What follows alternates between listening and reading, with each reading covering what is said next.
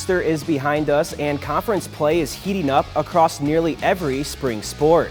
We've got coverage from all 6 Naperville area high schools and highlights from 6 different sports as the spring season charges ahead. Hello and welcome back to another episode of Naperville Sports Weekly. I'm your host, Joe Kennedy. Let's get right into the action, starting on the softball diamond where Naperville North and Naperville Central faced off in a high-scoring affair. It's another crosstown classic as Naperville Central softball travels to Naperville North. North enters today on a 6-game losing streak, while Central enters today after a 15-5 win against Plainfield East. After no scoring in the first inning, Avery Hayward looks to break the tie at the top of the second for the Redhawks. Hayward starts the inning strong, sending a deep fly ball that gets past an outfielder for the triple. Central's Avery Miller steps up to the plate and sends one out to the right. It's caught by Alex Yeager, but Hayward reaches home plate for the first score of the game. Going into the bottom of the second, Central leads 1-0. Addison Wade is batting for the Huskies, with Miller pitching for the Redhawks. Wade hits a ground ball and gets to first off an error, while courtesy runner Fiona Brown speeds through third base and reaches home. The blue and orange tied up at 1. North looks to take the lead after 3 quick Central outs in the top of the 4th. Gabby Schmiel is at bat for the Huskies with Phelan Braytag on second. Schmiel knocks one out of the park for the home run. Braytag and Schmiel give the Huskies a 3-1 lead entering the top of the 5th.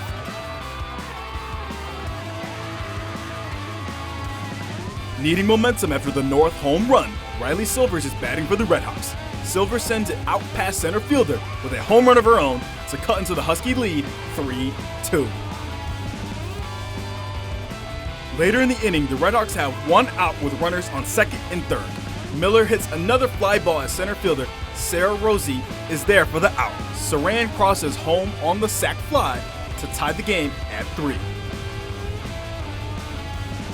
With 2 outs, Silvers is up again for the Redhawks. She lets another one deep past center field for her second home run of the game.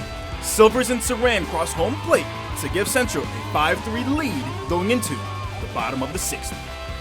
Central has bases loaded in the final inning. Silvers hits a pop fly and gets to base on an error.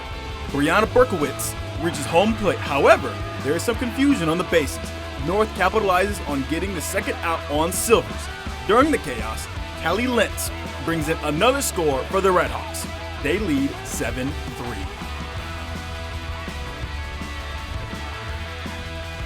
Looking to keep hopes alive for the Huskies, Wade hits a ground ball and reaches first base after an error. Central, however, ends North's comeback hopes after getting 3 outs in a row. Naperville Central gets the victory against Naperville North 8-3. DVC baseball kicks off conference play as the 9-4 Mattia Valley Mustangs host the 4-5 Waubonsie Valley Warriors on a windy afternoon at Jim Schmid Field. The Warriors enter following a narrow 4-3 loss to Oswego, while the Mustangs come off a dominant 10-0 win against Westminster Christian. Both teams send left-handers to the mound to start the matchup. Tyler Gluding opens the game with a strikeout before Owen Roberts draws a walk. Josh Hung follows with a grounder to third, and the low throw gets past the first baseman, allowing Hung to reach second and Roberts to come around and score. In the bottom half, Seth Gilliand is lights out early. He strikes out the side, 1 looking, 1 at a drop third strike, and 1 swinging. He goes on to tally 11 strikeouts this outing. Gluding matches him in the second, picking up a strikeout with help from his catcher. Later in the inning, he escapes a bases-loaded jam with another strikeout. In the 4th, Ryan Lucas leads off with a walk, and Connor Barron drops down a bunt single to move him to third. But the Warriors run into trouble as Lucas is caught up in a rundown after catcher Matthew Riley throws behind him, and Michael Wilhite applies the tag to get the lead runner. Gluding leads off the bottom of the 4th and reaches second on a missed play in left field.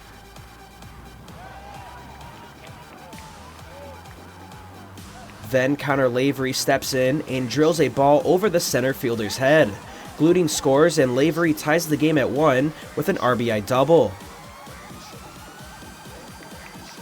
Riley keeps the momentum going with a bunt single to move Lavery to third.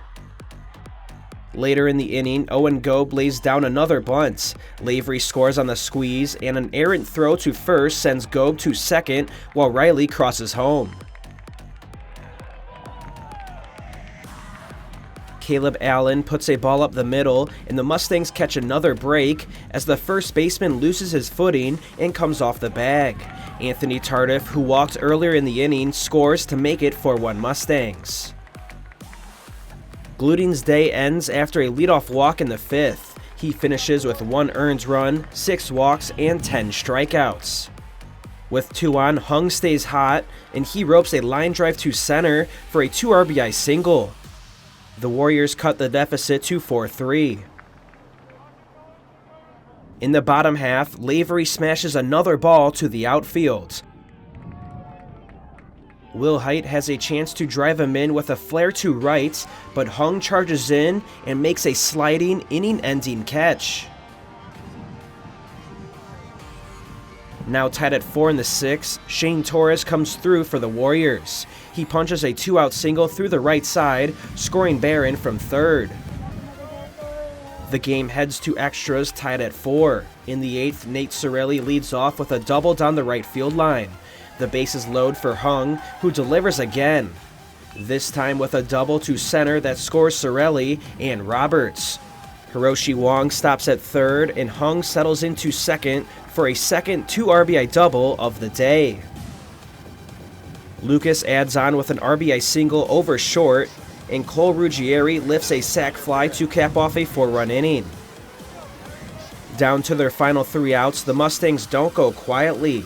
Riley drops a double between second and right and scores on a Goeb single to left. Mattia plates 1 more on a Carter Burns RBI grounds out, but the rally falls short. Waubonsie Valley opens DVC play with an 8-6 win over Mattia.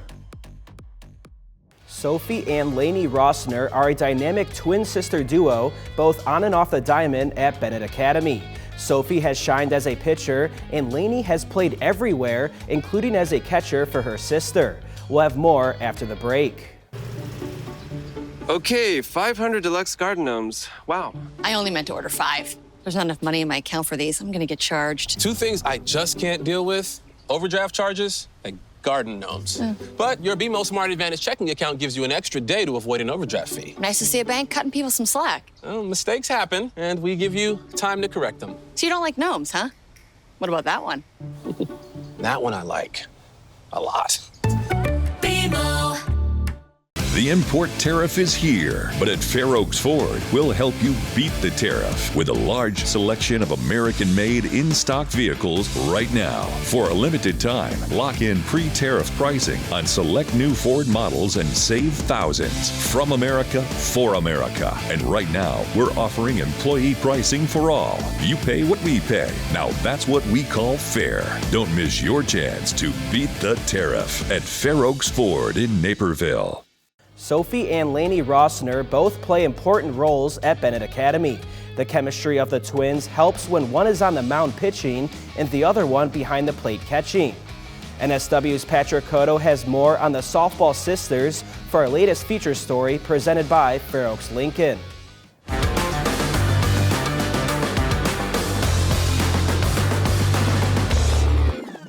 Benet Academy's dynamic duo of Sophie and Laine Rosner returned to the softball diamond for their sophomore season after a standout freshman year. Sophie continues to lead from the pitcher's circle, while her twin sister Laine, who previously played in the outfield, now joins her to form a battery, taking a key role behind the plate as the Red Wings catcher. This isn't biased, I'd say she's the easiest pitcher for me to catch just because I've caught her my entire life.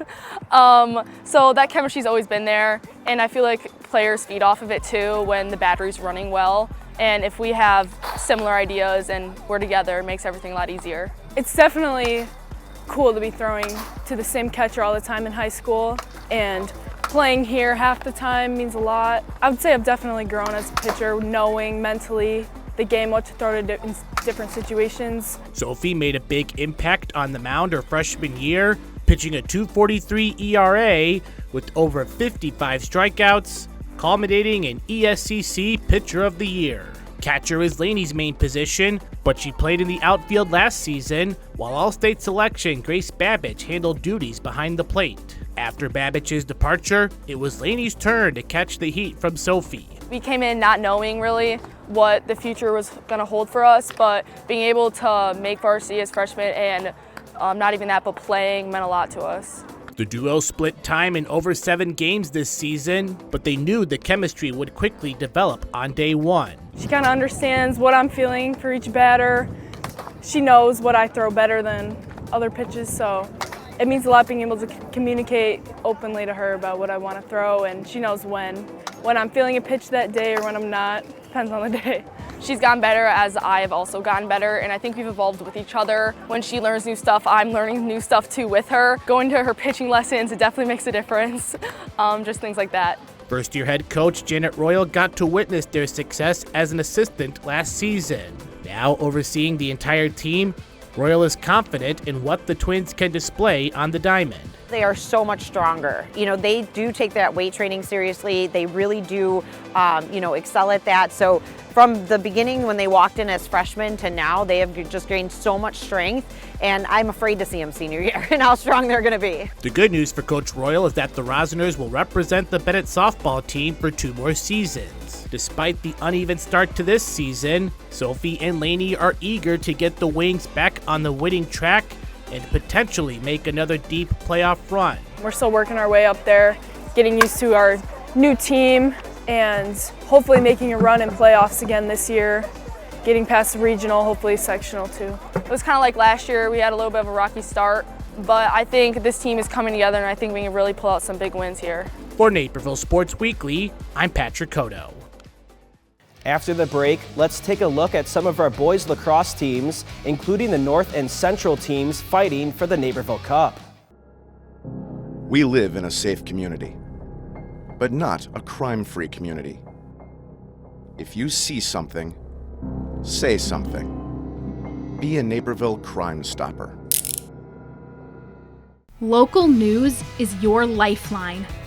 Let the Daily Herald help you navigate your world with solid reporting, good advice, and a much-needed diversion or two.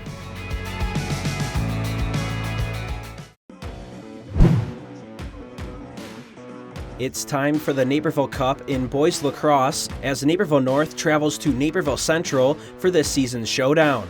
The Huskies look to keep the cup for an 8th straight year after a 15-5 win over the Redhawks in 2024. Central enters at 4-4, while North is still searching for its first win at 0-5. About 3 minutes into the first quarter, Redhawk Decklenburg feeds Nathan Laperna as he wraps around from behind the nets. Laperna spins past a defender and fires low to score the game's first goal. Redhawks lead 1-0. It's a low-scoring battle. A minute into the second quarter, Husky defender Wyatt Francoeur finds Evan Marsheets, who dances past a couple of defenders and bounces one in to tie it up at 1. A few minutes later, the Redhawks responds. Laperna dishes to Broden Oswald, who's wide open in the middle. He finishes the play, and Central's back on top, 2-1. North answers right back. Jake Springer can't connect through a crowd, but scoops up his own rebounds and rips it in to tie things at 2 with 5 minutes left in the half. Then it's Marsheets setting up the North offense. He finds Grant Ellison, who rips it top shelf. North takes a 3-2 lead into halftime. The third quarter opens with Redhawk Jake Stanish charging towards the goal, but North goalie Lincoln Malley makes the save. On the other end, Marsheets works behind the nets and gets a good look, but Tony Fascia shuts him down. Fascia stays locked in, turning away multiple Husky shots to keep it close. Back on the attack, Brett Bissegger tries to break through for Central, but he's denied by Malley. Neither team scores in the third, and the Huskies lead 3-2 heading into the fourth. With 8 minutes to go, Burke takes control for Central. He weaves through defenders and buries the shot to tie it up at 3 in this back-and-forth Naperville Cup clash. But with 4 minutes remaining, Springer steps up again. He hesitates, then explodes towards the goal, firing a jumping shot top shelf. It's the game winner for North as they earn their first win of the season. They hold off Naperville Central 4-3 and retain the Naperville Cup for the 8th straight year. Welcome into some early season girls lacrosse. Tonight features the crosstown rivalry between the Naperville North Huskies and the Naperville Central Redhawks. It's the first conference matchup for both teams. After a scoreless first, Naperville Central gets the scoring started in this one on this Tessa Williams goal after a nice assist from her teammate. The Redhawks take an early 1-0 lead. Naperville North ties the game with this goal from Marian Gize. It's 1-1 with 5:25 left in the second quarter. Afterwards, a free position goal from Helena Siska gives the Huskies their first lead of the night. And Kenzie Waddles adds one more to the Husky lead on this free position goal. It's 3-1 North. Deja vu now for the Huskies as Waddles gets her second goal of the game just a few minutes later. It extends the Huskies' lead to 4-1. Now early in the third quarter, North receives another free position opportunity and Alois Malley promptly drains the shot. She helps the Huskies spring out to a 5-1 lead early in the second half. The Redhawks aren't going down without a fight. Kendall Albertuni works her way behind the goal, then reverses field and scores. It's 5-2 Huskies with 6:05 left in the third. North's Edie Keene gives the Huskies momentum right back with a nice put-in to make it 6-2. There's 3.5 minutes left in the third. Then Waddles completes the hat trick late in the third quarter. She puts her Huskies up 7-2. The Redhawks look to score, and on a free position play, Kate Schatz cuts the Husky lead down to 7-3. After a nice inside pass, Norse Keene finishes the tough play inside to advance the Huskies' advantage by 1. It's 8-3 North. After a nice run inside, Central's Anna Schatz scores on a nifty shot near the goal. She makes it 8-4 with 7:37 left in the contest. And another Redhawk goal makes the game interesting late. This time it comes from the stick of Albertini once again. After some good Redhawk defense, the Huskies secure the rebound and score on the second chance opportunity. Naperville North wins the DVC opener 9-5 against Naperville Central.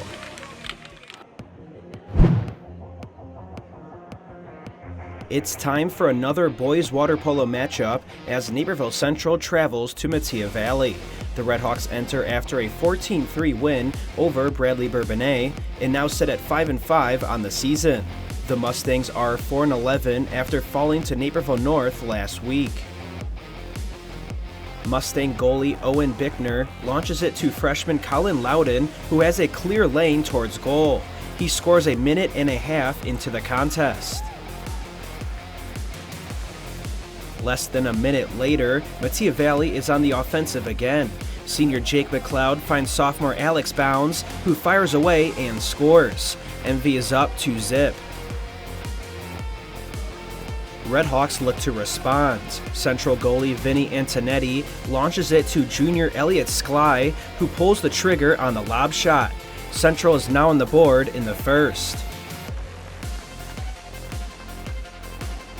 With the triple threat of Vinny Antonetti, Will Tucker, and senior James Behrens, the red and white get the equalizer as we're all tied at 2. The Redhawks now soar on offense. Will Tucker takes the long shot and succeeds as it's all tied at 3 at the end of the first quarter. And now in the second quarter, Redhawks Skly fights through the Mattia defense of Colin Loudon and Alex Bounds. Skly's efforts are rewarded with a tally. The Redhawks are now up by 2.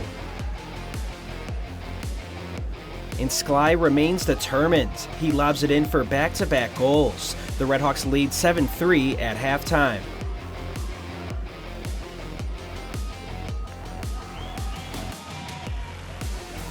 Mattia's Billy McLeod challenges Central goalie Vinny Antonetti with the underhook shot. The Mustangs are now down by 3. Just look at the execution of the Redhawk trifecta of Antonetti, Will Tucker, and Skly as the red and white are now up 10-5.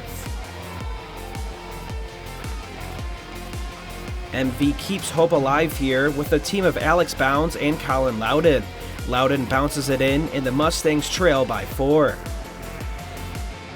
Here's Mustang senior Sam Sinsheimer making it look easy with a successful corner shot and goal. With the time winding down in the fourth, and off a nice assist from teammate Will Tucker, Skly banks it in, and he's on fire in this game with 7 goals. The Redhawks fly away with a 14-9 win against Mattia.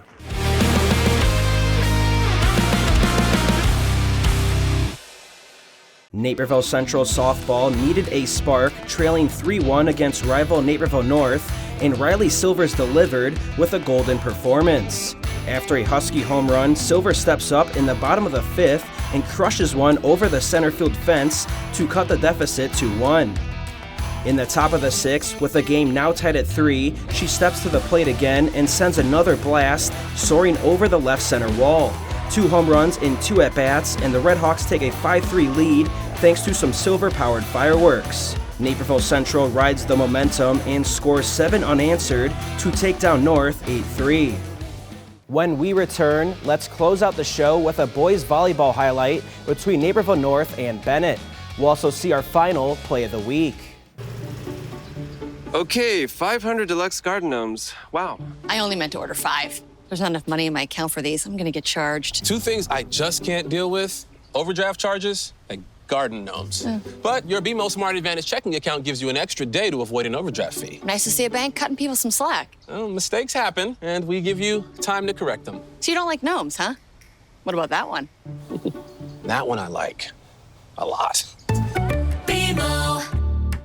The import tariff is here, but at Fair Oaks Ford, we'll help you beat the tariff with a large selection of American-made in-stock vehicles right now. For a limited time, lock in pre-tariff pricing on select new Ford models and save thousands. From America, for America. And right now, we're offering employee pricing for all. You pay what we pay. Now that's what we call fair. Don't miss your chance to beat the tariff at Fair Oaks Ford in Naperville. Boys volleyball is in action at Naperville North High School as Benet is here to compete against the Huskies. The Red Wings enter off 5 straight wins, including a 3-set thriller against Waubonsie. North enters after a 3-set defeat to Glenbard East and sits at 4-4 on the year. It's 4-3 Benet at the start of the first set. However, Grant Anderson of Naperville North jumps up to tie the game at 4.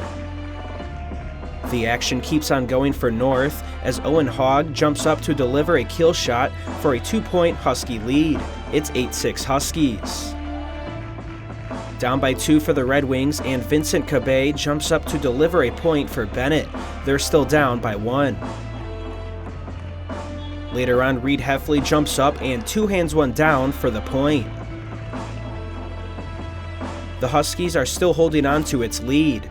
Ermoon Bachaloon dumps one over the net and gives North a 15-13 advantage.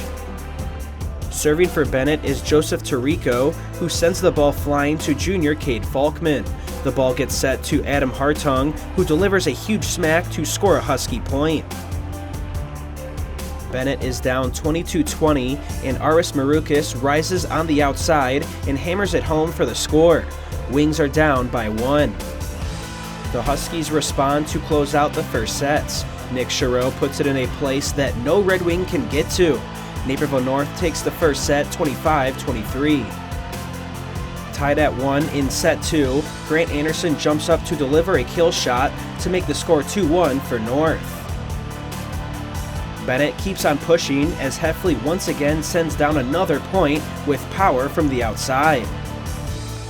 Hartung serves for the Huskies and delivers a good hit to the Red Wings. Jacob Oynick sets up Owen Sweeney, who scores off a strong kill for Benet. The Red Wings lead 7-5. On the next serve, Heffley sends it in with power as he picks up the Red Wing ace. They lead by 3. The Huskies get right back into the contest. Falkman finds Hartung, who ties the set at 11 from the outside position. However, the Red Wings pull away in set 2, and Oynick of Benet serves, and just like Heffley, he delivers an ace for the team. Red Wings with the ball, and Heffley jumps up for the kill. Benet takes the second set 25-16, and we go to a third frame. Tied at 1 in the third set, and Marukas delivers a kill off the wall for a 2-1 Benet lead. The Huskies have the ball, and Hartung attempts to score, but he gets blocked by the wall of Heffley and Shane Walsh. Tied at 8 in set 3, North finds Andrew Sullivan in the middle, who puts the Huskies up by 1 with the kill. Bachaloon finds Grant Anderson on the outside for North, and he wastes no time powering down this kill. It's now 11-9 Huskies. Tied at 19, Ryan Piesick serves for the Red Wings, and he delivers an ace to give Benet the lead. The Red Wings are passing the ball around, and like we've seen many times tonight, Marukas scores from the outside. It's 29-19 Benet. And like we saw moments ago, Bachaloon finds Anderson, who delivers another kill for North. It's 23-22 Benet as Walsh gets set up in the middle and taps the ball over the nets. He gets it to drop, and Benet is on sets and match point. Heffley attempts a kill but gets denied by Falkman, only for Walsh to deliver the game winner on the rebounds. His kill gives Benet the 25-23 set 3 victory as the Red Wings win the exciting 3-set contest. Neuqua Valley Boys Tennis welcomes Metea Valley for the second week of DVC play. Neuqua Valley took a win in 1 doubles behind Ricky Kim and Evan Yang over Rish Railcar and Amaya Tiagi. In 3 doubles, Jaden Chow and Aditya Rakshit from Neuqua take on Henry Oyakanmi and Kaushik Nanduru from Metea. Rakshit makes a strong forehand return, which is popped up by Nanduro. Chow rushes over and slams the point down. The Wildcats take set 1 6-4. It's a back-and-forth third set with Okayanmi making a hard backhand return. Nanduru waits near the net and flips his return back to the left for the quick point. The Mustangs win set 2 7-6. Metea takes control in set 3. Okayanmi serves and Nanduru pounces near the net, tapping the Neuqua forehand over for the point. The Mustangs win the third set 6-1. In 2 doubles, Boris Sirotkin and Anthony Yang from Neuqua square off against Royce Lalani and Sakthidharan Karthikeyan from Metea. A heavy wind blowing south from right to left across the court plays a major factor in the matchups on this day. Karthikeyan hustles back for a return, and the wind carries the ball near the back line. Yang lobs one back, but Lalani is there waiting to smash the point down. A really even matchup between these 4 players, with everyone working hard to earn every point. Neuqua wins the first set 7-6 in a tiebreaker as Sirotkin drops his return just out of reach.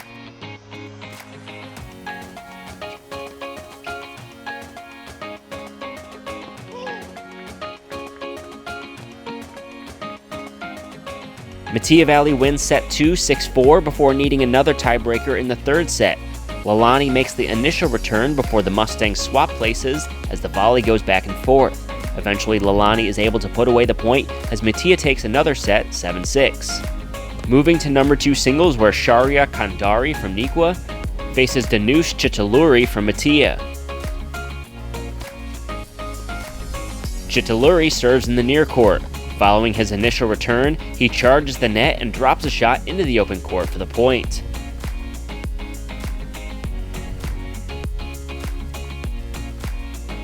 Later in the opening set, Chituluri serves in the far court. He charges the net once again, but this time Kandari is able to line a two-handed backhand past him for the point. The Wildcat takes the first set 6-3.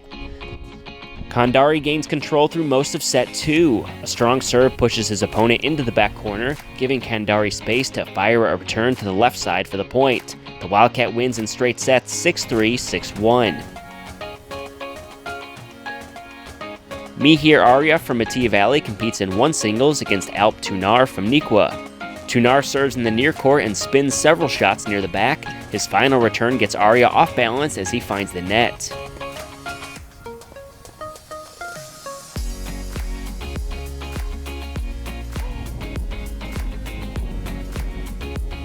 Flipping the courts late in the first set, Arya sends a line drive back the other way before a strong backhand down the line gets through as the Mustang sweeps the first set 6-0. In the second set, Arya uses the elements to his advantage. Spinning the ball into the wind, the ball continuously curves away from Tunar. On the final backhand, Arya hooks it and allows the wind to carry the ball out of reach. The Mustang wins the second set 6-2 as Metea Valley earns the team victory over Nikwa as well by a 4-3 score.